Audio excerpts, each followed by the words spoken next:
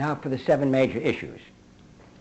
We have 1.5 million American men in prison, incarcerated, in jail, living in cages.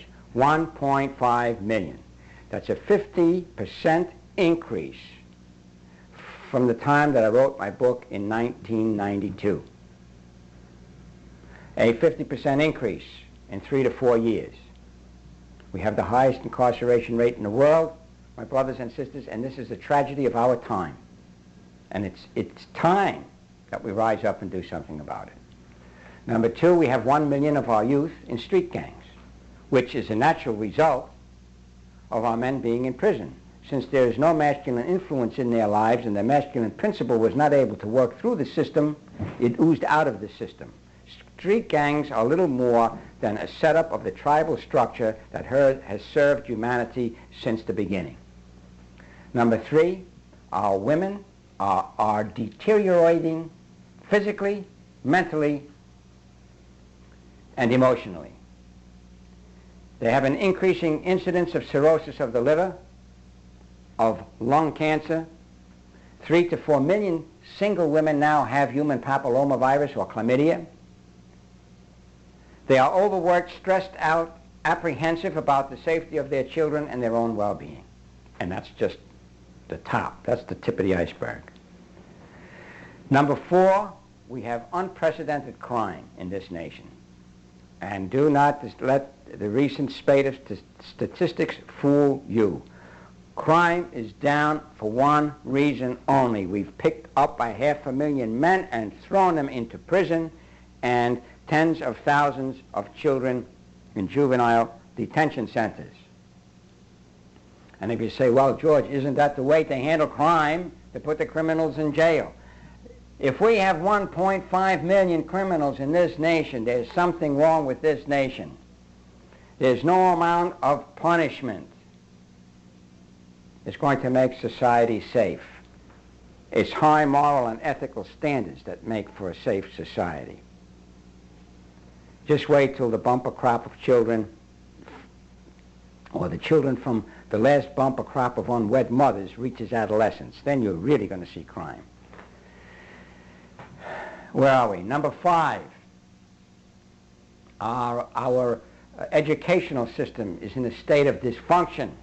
Our high schools are holding pens that teach little more than how to use condoms. Our colleges give increasingly higher grade point averages to students with lower and lower SAT scores. Our economy is stagnant at best. That's because we have forgotten the source of new. You see, it's new that makes the economy grow. It's new that creates jobs. And number 7, morality and ethics have disappeared from the media. There is no morality and ethics in the media, or in our government, for that matter. Those are the 7 major issues affecting us today, my brothers and sisters. But now let's get to the subject at hand today, and that has to do with our school system. Last week we discussed the grade schools, and we showed that the major problems that the teachers were having were disciplinary problems and a lack of standards. You couldn't set anybody back. You had to graduate everybody, and the children were unruly. And we pointed out that this was a function of the lack of the masculine influence. Men set standards and men maintain discipline. You remove men, throw them into prison, you have single-parent households, and the children are in trouble, and the teachers and the children suffer accordingly. Now let's move on to high school. In preparing for this lesson, I tried to find out what is considered to be the difference between information and knowledge. I read Webster's dictionary and a couple other dictionaries, and they intermingle the two terms. So, since I didn't get a clear definition from Webster, I'm going to give you a clear definition from George. And after all, why shouldn't I be able to present my definition? And who's to say that his, Webster's, would be any better than mine?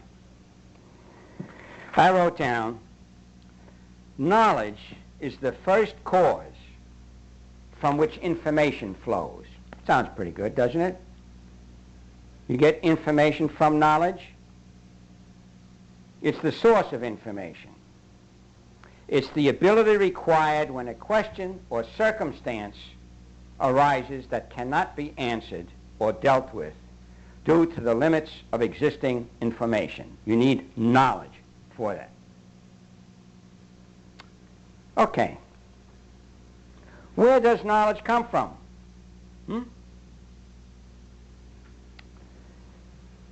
And how is information learned? Well, information can be learned by rote and from experience. Right? Information can be learned by rote or from experience. Like every sentence has a subject and a predicate. There are nouns, there are adjectives, there are verbs. That's information. Putting that information together so that it works out into something, I would call knowledge. All right? Now, let's take a look at where knowledge comes from. True knowledge. In the field of business and finance, there are three names that come to mind as being the richest, most powerful men in America. The first is Bill Gates. I wish we had a blackboard here so that I could illustrate these things to you. The first is Bill Gates, Microsoft. He's worth $12 billion now. That's before the introduction of Windows. Right? $12 billion. By the way, $1 billion, right, or $12 billion. Bill Gates could spend $1,000 a day for not 1 year or 10 years or 100 years or 1,000 years. He could spend $1,000 a day for 10,000 years and not run out of money. That's how much wealth he has. David Geffen of record fame is worth $4 billion. He can last a long time, too. Kirk Kerkorian, who was relatively unknown until he tried to buy Chrysler Corporation, is worth $2.7 billion. Now, what these three men have in common is there's not a college degree between them. Bill Gates dropped out of college in his sophomore year, and he's running a highly technical business. David Geffen flunked out of college twice. Kirk Kerkorian, his formal education ceased in 8th grade, and he was 16 years old by then. He was so poor that his family was always behind on the rent and had to keep continually moving on to other places. He kept continually changing schools. His education ended in the 8th grade. Three of the richest men in America and in the world, not a college degree between them. There's a man by the name of Gene Clapper who has 70 working patents at IBM. That is, of all the patents he has, 70 of them are actually being utilized in the manufacture of IBM equipment. Gene Clapper, like the other inventive genius, Thomas Edison, neither of them went to college. Where did that inventive engineering genius come from? There was a Russian who was so poor that amongst the poor he was known as poor. His father took him out of school, grade school, when he learned to count to 40, because his father told him, you will never own more than 40 of anything. That boy eventually, when he grew up, joined the Communist Party, and in the revolution in 1970, when he went to Moscow, his fellow communists asked him if he enjoyed ballet. He said he had never tasted it. He had no cultural background. He didn't know that ballet was dancing. That man was Nikita Khrushchev, and he became the ruler of the second most powerful nation in the world. His father took him out of school when he learned how to count to 40. Where did that man get the political acumen and develop the leadership and the knowledge necessary to be the leader of the second most powerful nation in the world?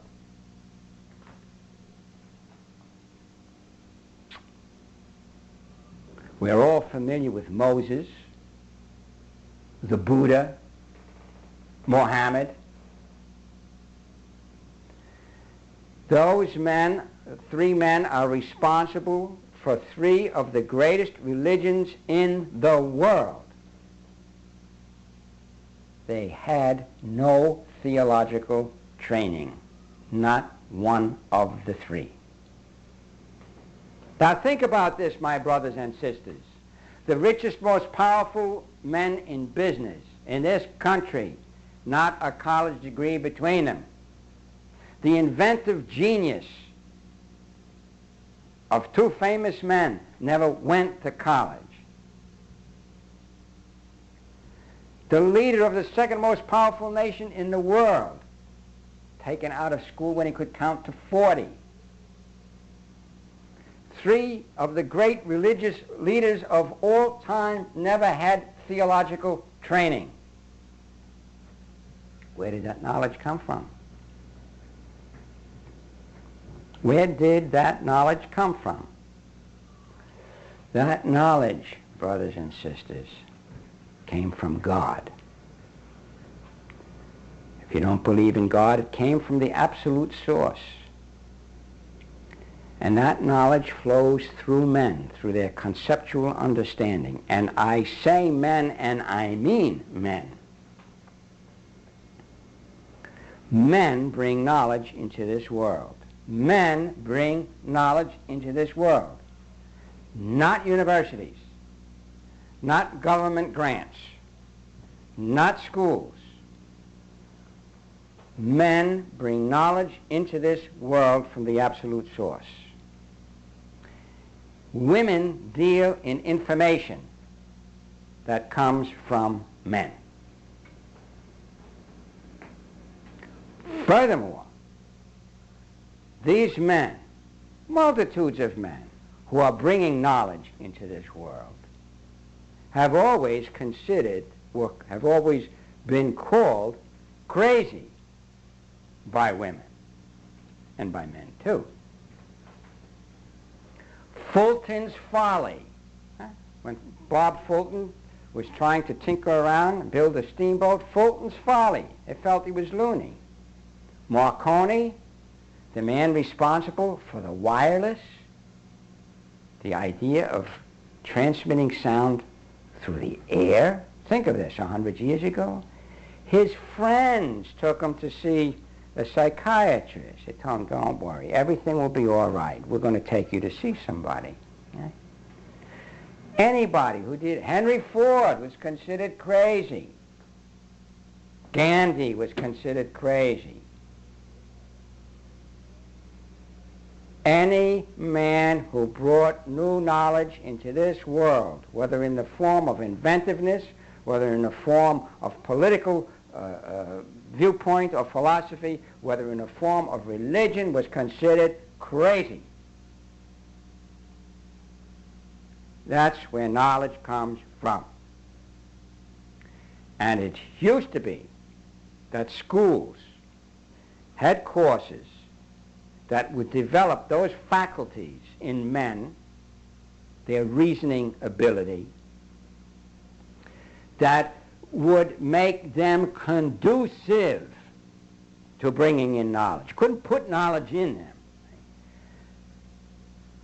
Nobody got a hold of Thomas Edison and said, I'm going to put in you how to invent an electric light, or I'm going to put in you how to make a motion picture camera, or I'm going to put in you how to make a record player. They didn't get a hold of Marconi. They're going to put in you how to make the wireless, or Alexander Graham Bell, and put into him how to make a telephone. Those things don't get put into people, okay? Those things come out of people, out of people.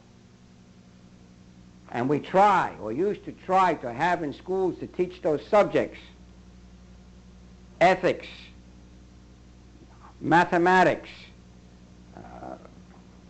Latin, Greek, to develop those mental faculties that would enable men to go out there and bring in new knowledge. Today, first of all, I feel one of the major drawbacks in education is co-ed education. Co-ed education has been a failure academically, financially, and socially in every respect. It has watered down the natural abilities of men and women alike. It's created animosity in the classroom and has made the cost of education soar. As I have mentioned many times before, women think visually. They think on a mental screen, and that thinking has form, size, and color. That kind of thinking is necessary for the nurturing of the race. For the nurturing of the race is a very physical thing. Women are the controllers, the rulers of the physical world, and they think in a physical manner.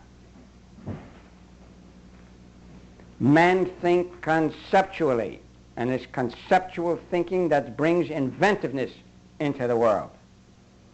To put the conceptual thinkers and the material thinkers in the same classroom, if you cater to one, you're losing the other. And if you switch your cater to the other one, you're losing to that one. The presentation of knowledge and information to our students becomes mediocre, averaged out. This is not the way education should be, and if you're going to tell me, well, men and women learn the same, they don't. There's nothing similar about a man and woman, and that's what this program has been about for the last 3 years. Now, if that's where you are, this is not the place for you, the program to be listening to. But those who want to challenge me on this, you tell me something that you touched today that did not come from a man. Your alarm clock this morning, your hair dryer, the flush toilet, the toaster, the radio, the television, the car that you took to work, the computer that you're using on the job, the adding machine, the cassettes, the air conditioner. All of these things come from men because they came from conceptual thinking. Those things were not learned in school. Those things were not learned in grade school, they were not learned in high school, and they were not learned in college. It was the conceptual thinking of men. Those who are religious, you can say it's the knowledge that pours from God into man. Whatever you want to call it, that's how it gets there. That's why men need time to ponder. That's why men need time to loiter. Now we have an educational system that is doing away with the training or the basic conditioning of our youth, especially our men, young men, to enable them to bring in the new.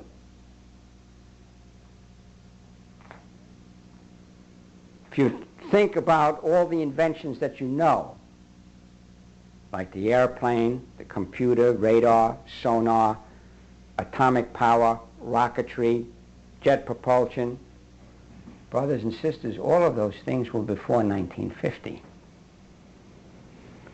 There's very little new, truly new, that has occurred since 1950. Yes, there's some new, but not much new. Most of what we call new today are just developments of what happened before 1950. Before 1950, we had a masculine-oriented educational system. Now we have a feminine-oriented educational system. It doesn't produce new because it teaches information. It does not cultivate knowledge. It teaches information. It does not cultivate knowledge. And since the feminine nature of government is to create aristocracies, we have now, in our educational system, created an aristocracy of college degrees. If you have a college degree, you're higher than somebody that doesn't have one. If you have a master's degree, you're higher than somebody that has a bachelor's. If you have your doctorate, you're higher than somebody who only has his master's. Now, by these standards, Kirk Kerkorian, David Geffen, Bill Gates are not hireable today. They couldn't get a job in today's market. Not a management job. They're only running half of America. They couldn't get a job because we have this aristocracy of academic credentials. We're teaching our children information. No knowledge. No knowledge. I'm going to give you the difference between information and knowledge. Just a couple of quick examples here. I got noticed for jury duty. I went downtown and I said, look, I'd like to serve, but my position in life is I can't afford to get sequestered, and this is a criminal case. What can you do? The woman said, I can get you off. You want to be on or you want to be off? I said, I don't want to be on or off. I want to be on, but I don't want to get hung in there. She got impatient with me. You want to get on or you want to get off? All right. I told her, get me off. So I told one of the members of this group, and he said, well, you're going to be down there again in 6 months. I said, I know that.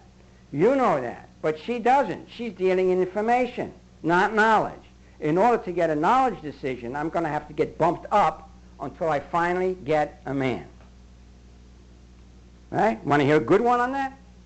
I was doing research on AIDS to see if it was a communicable disease. I couldn't find any answers around here, so I was told to call the World Health Organization. I called the World Health Organization, and the woman said, well, maybe I can help you. And I said, well, how does a heterosexual man that does not take drugs, how does he catch AIDS from an infected woman? She said, by having unprotected sex. I said, that's information. How do I get it from her? Well, she said, I don't know. I'll have to check. She had to bump me up to the next masculine figure to get a knowledge answer. I called, no, she said, I'll give you the name of my supervisor. I called her supervisor. Her supervisor was a woman also. We went through the whole ritual. She said she wasn't sure. She would check. Now, brothers and sisters, this was 2 months ago. My request has now been faxed to Geneva. I'm not going to get an answer to that question until it bumps up to some man. Notice for a fact, you get information answers from women, you get knowledge answers from men. And I don't care if a woman owns the corporation. Your request that doesn't fit into the information is going to get bumped up to some man in that organization. If there's not a man in it, then you're going to finally get an answer. That's an information answer. This is our policy, this is the way it is, and this is the way we do it. Men bring knowledge into this world, not only in machines, in all things.